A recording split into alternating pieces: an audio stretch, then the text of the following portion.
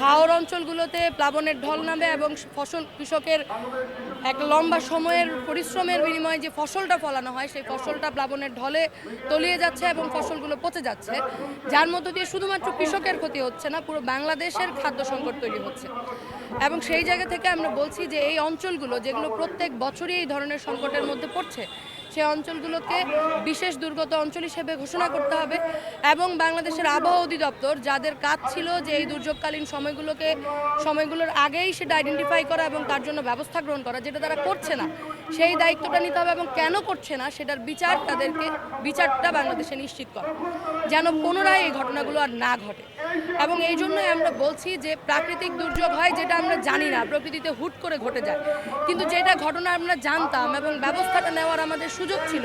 কিন্তু নিচ্ছি না, তার পরবর্তীতে আমরা ক্ষতির সম্মুখীন হচ্ছি, সেটাকে আমরা কোনোভাবেই প্রাকৃতিক দুর্যোগ বলতে চাই না। আমরা বলছি এটা অবহেলা, দায়িত্বজ্ঞানহীনতা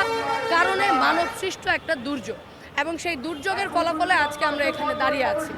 আমরা বলছি যে যেই কৃষকেরা বাংলাদেশের মানুষের খাদ্য চাহিদা পূরণের জন্য পরিশ্রম করছে, ফসল ফলাচ্ছে, সেই কৃষকরা যেন তাদের পেশায় থাকতে পারে, অর্থাৎ বাংলাদেশের কৃষি যেন বেঁচে থাকে, সেই জায়গায় রাষ্ট্রকে দায়িত্বশীল ভূমিকা পালন করতে হবে। ইতোমধ্যেই যেই কৃষকরা ক্ষতিগ্রস্ত হয়েছে তাদের একটি পূর্ণাঙ্গ তালিকা করে সেই কৃষকদের ক্ষতিপূরণের ব্যবস্থা করতে হবে। পাশাপাশি